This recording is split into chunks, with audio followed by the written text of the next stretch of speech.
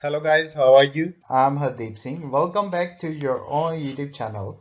IELTS updates and recent exams. For more updates related to recent IELTS exam writing test topics, listening, reading, practice test, and speaking, you can guesswork. Please guys participate in everyday listening and reading practice test to achieve your desired band score in your actual IELTS exam. Please hit the like and subscribe button. Press the bell icon for the upcoming notifications. Don't forget like, subscribe and share my YouTube channel and my Facebook page, IELTS updates and recent exams.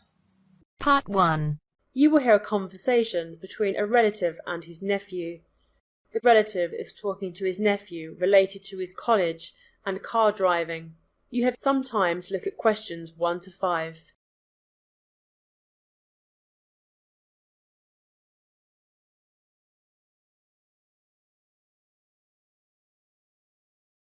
Now listen carefully and answer questions 1 to 5. Hello, good morning. How are you, my dear? Hello, I'm fine, thank you. How are you? I'm in the pink of my health. So tell me, has your college started? Yes, it's been almost a month. So, are you happy over there? Yes, absolutely. How do you go to your college each day? Train, bus, or your own vehicle? Presently, I'm going by bus, but sometimes, if I have time, I prefer walking, as it's not much far away. So, don't you want your own vehicle? Yes, of course. One day I will have my own vehicle. But why don't you have one right now? As you know, I've just started my college, and it will take time to buy my own vehicle.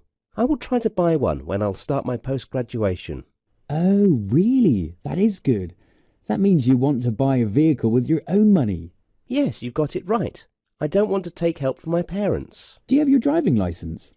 Yes, I do have it. So you can drive, right? Absolutely. My mother made sure that I learned driving at the right time and right age. That is a good thought.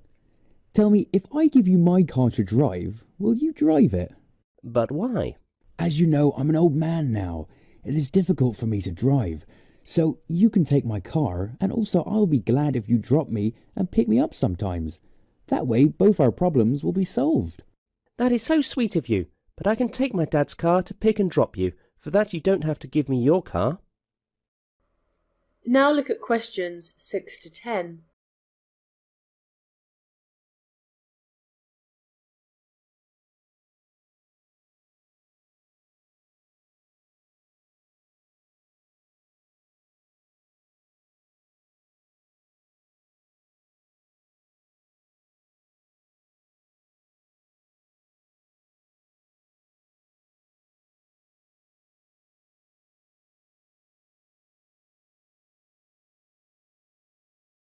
As the talk continues, answer question 6 to 10. Listen, I've been invited to an opera show as the chief guest, and I want you to accompany me. That's so pleasant. It will be a great pleasure to accompany you. When is the opera show? It is on Sunday the 15th of this month. And where is the opera show? It is in our city auditorium next to Nemore Road, and the timings are 6 p.m. to 9 p.m. So, you come to my place at 5 p.m? Definitely. I'll be there at 5 p.m. sharp. Oh, I forgot to tell you that I've changed my house, so note down the new address. It is B Block 42. Earlier it was A Block 42, so only a change in the block. Okay, got it. See you on Sunday. Take care. Give my blessings to your parents. Bye-bye. Bye-bye, dear. That is the end of Part 1.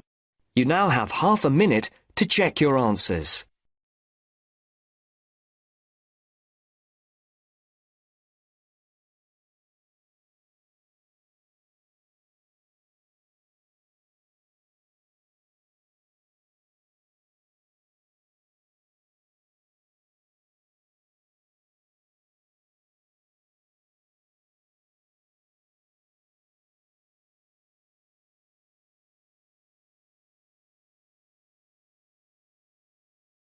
Now turns to Part 2. You are going to hear an interview with Helen Zausman, who is a renowned and successful local radio presenter. She hosts mostly breakfast shows and is also an award-winning podcaster. She will give her tips on audio success with the listener. First look at question 11 to 16.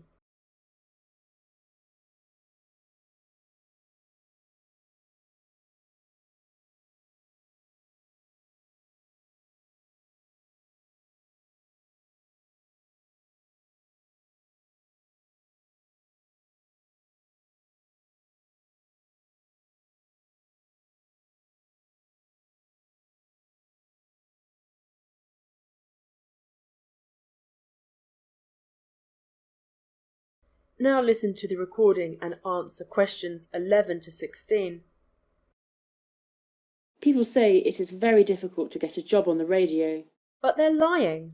Ignore their tales of painstakingly working their way up through hospital radio, community radio, ham radio, of badgering the local radio station in their native backwater just to be allowed to empty the bins.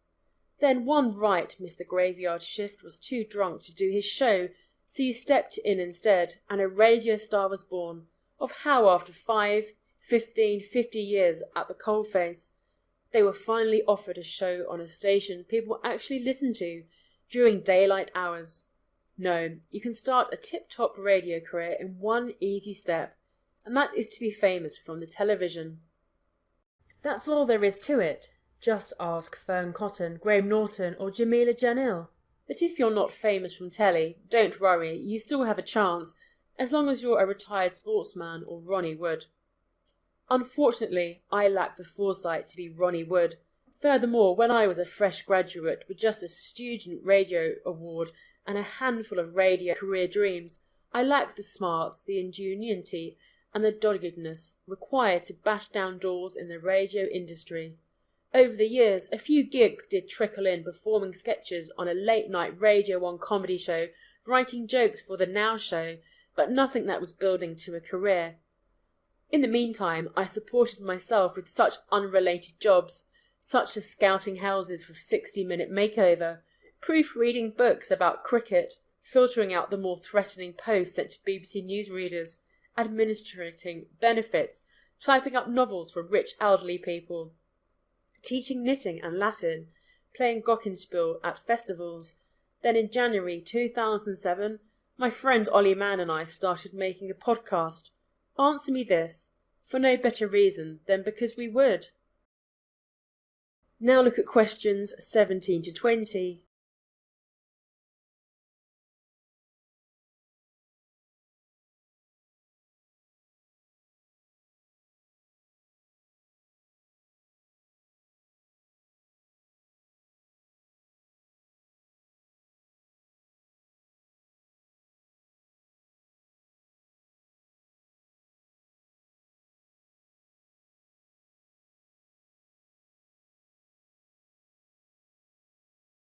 As the talk continues, answer questions 17 to 20.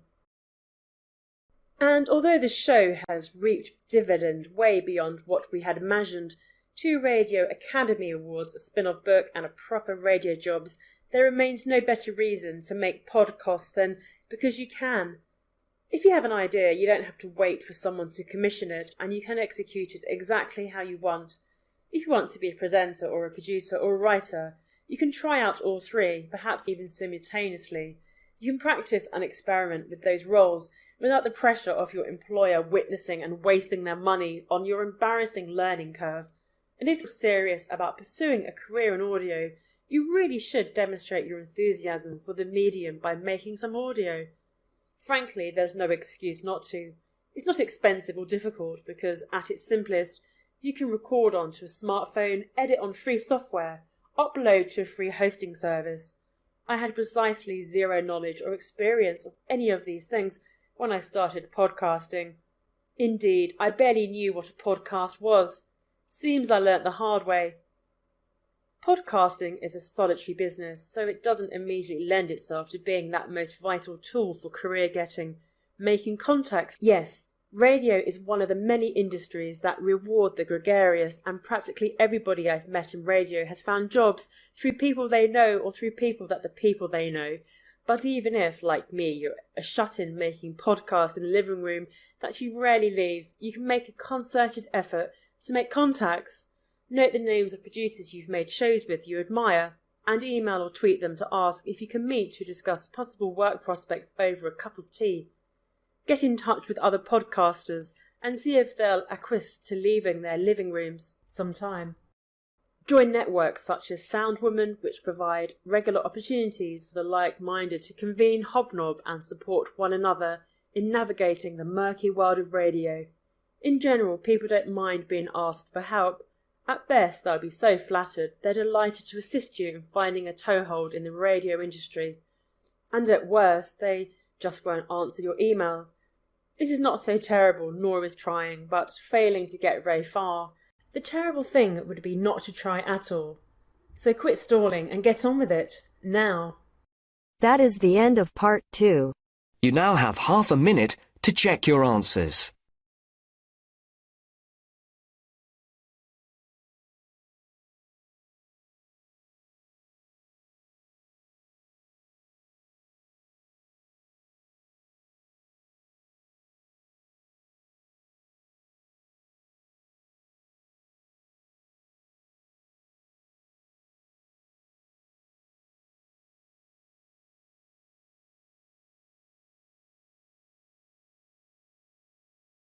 Now turns to part 3.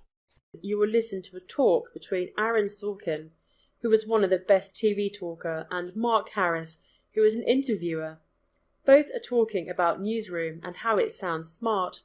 First, look at questions 21 to 23.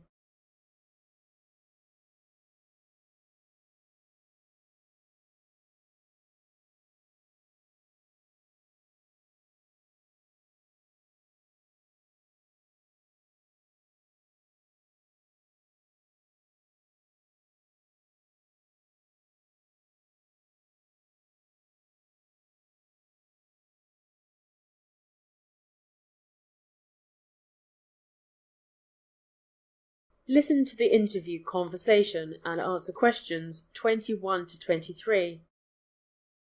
People like me are going to be tempted to say that, following Sports Night and Studio 60 on the Sunset Strip, this show is part 3 of your trilogy about the making of TV. There's something about live television that I find very exciting and romantic.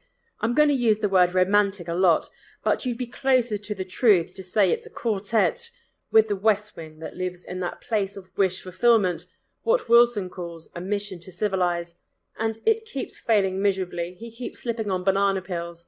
I write this kind of character a lot, beginning with the first play and the first movie I wrote, A Few Good Men, the Tom Cruise character, or Andrew Shepard in The American President, or in a lot of episodes Bartlett in the West Wing, and to an extent Charlie Wilson in Charlie Wilson's War.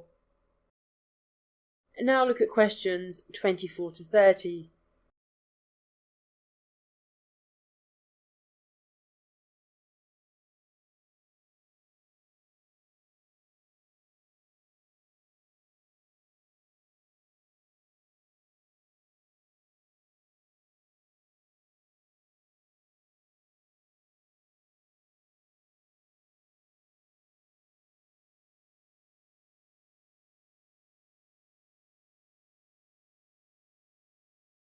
Now listen to the second half of the recording and answer questions 24 to 30. It's fantastic and really interesting. Tell me something more about your writing. I'm writing about not the difference between good and bad, but the difference between good and great. You take a guy who's a perfectly nice guy. He's doing fine. He's not breaking any laws, and he covets the fact that people like him, and he's popular. He covets the fact that he doesn't have a lot of enemies, and you make him have to risk that by reaching higher. When Wilson goes from being blandly neutral about everything to making his own opinions clear, it's a transformation that viewers of cable news will certainly recognise. But those guys sometimes become grandiose blowheads. Of course, but there's a bigger problem that I'm worried about first. And this all has to come with the caveat that I don't really know what I'm talking about. Come on. No, I mean it. All my training and experience and education has been in playwriting. I have no political sophistication or media sophistication, so if I was talking to Howard Kurtz or you could easily dismantle whatever argument I'm going to make. It is a layman's amateur argument. Oftentimes I write about people who are smarter than I am and know more than I do, and I'm able to do that simply by being tutored, almost phonetically. Sometimes. I'm used to it. I grew up surrounded by people who are smarter than I am, and I like the sound of intelligence. I can imitate that sound, but it's not organic. It's not intelligence's. It's my phonetic ability to imitate the sound of intelligence. So, what's the bigger problem then? The thing that I worry about more is the media's bias towards fairness. Nobody uses the word lie anymore.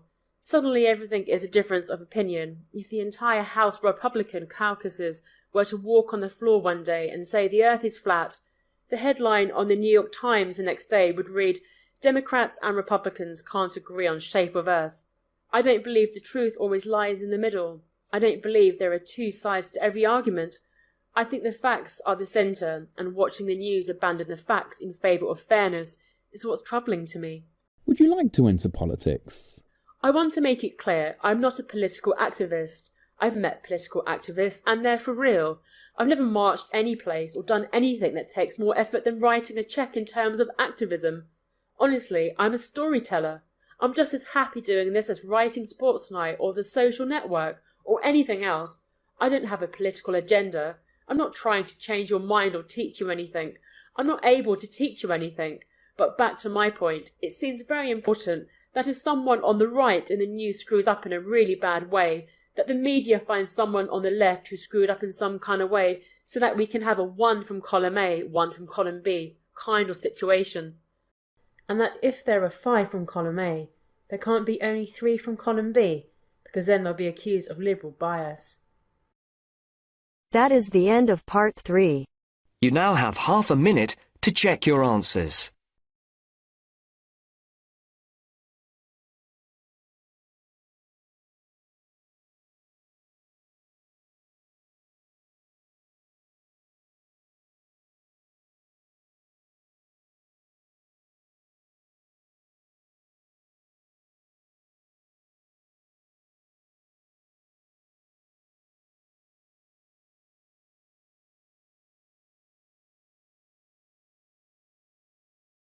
Now turns to part 4.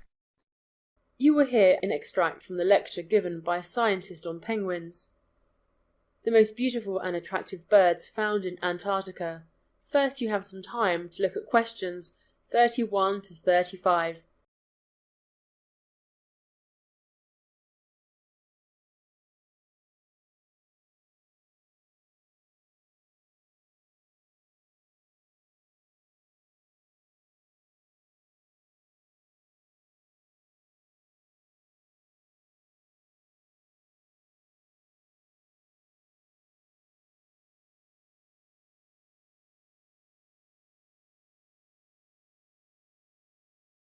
Now listen carefully and answer questions 31 to 35.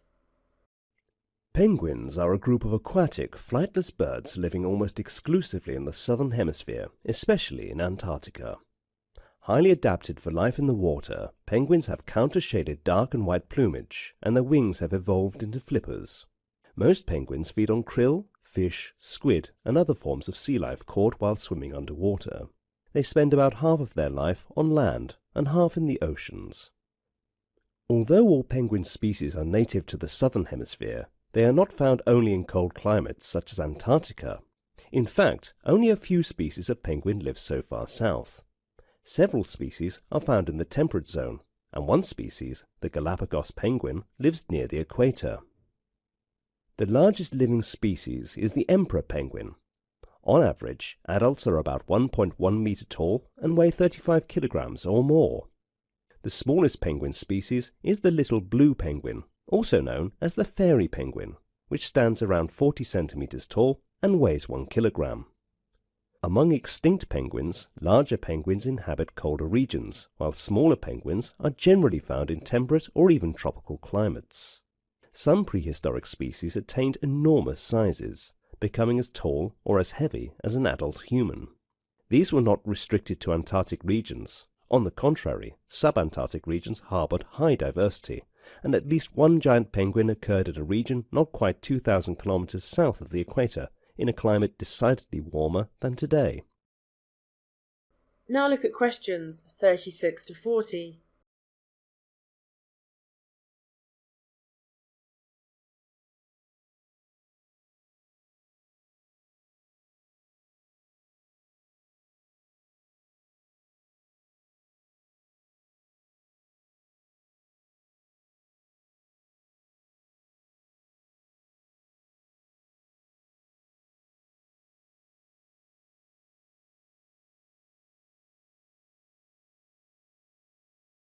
Now listen to the second half of the recording and answer questions 36 to 40.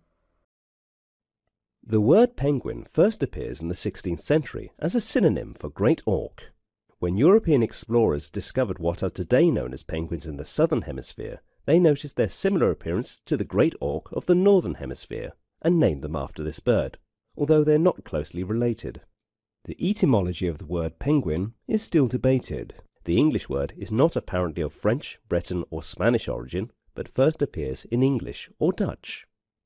Some dictionaries suggest a derivation from Welsh pen, head, and gwyn, white, including the Oxford English Dictionary, the American Heritage Dictionary, the Century Dictionary, and Merriam-Webster, on the basis that the name was originally applied to the great auk, either because it was found on Whitehead Island in Newfoundland or because it had white circles around its eyes. An alternative etymology links the word to Latin pinguis, which means fat. In Dutch, the alternative word for penguin is fat goose, and would indicate this bird received its name from its appearance. The number of extinct penguin species is debated. Depending on which authority is followed, penguin biodiversity varies between 17 and 20 living species. Some sources consider the white-flippered penguin a separate Eudipetula species, while others treat it as a subspecies of the little penguin. The actual situation seems to be more complicated. Similarly, it is still argued whether the royal penguin is merely a colour morph of the macaroni penguin. The status of rockhopper penguins is also argued. That is the end of part 4. You now have half a minute to check your answers. So guys, don't forget like, subscribe and share my YouTube channel and my Facebook page, IELTS updates and recent exams. For more updates related to recent IELTS exam writing test topics, listening, reading, practice test and speaking, you got guesswork. Please guys, participate in everyday new IELTS listening and reading practice tests to achieve your desired band score in your actual IELTS exam. For more IELTS material, visit my official website www.ieltsupdatesandrecentexams.com. The link is given below in the description. If you need PDF files of latest IELTS material, then please join my Telegram channel. So guys, please write your score below the comment section. Again, thanks for listening. God bless you all guys. Stay tuned, stay safe.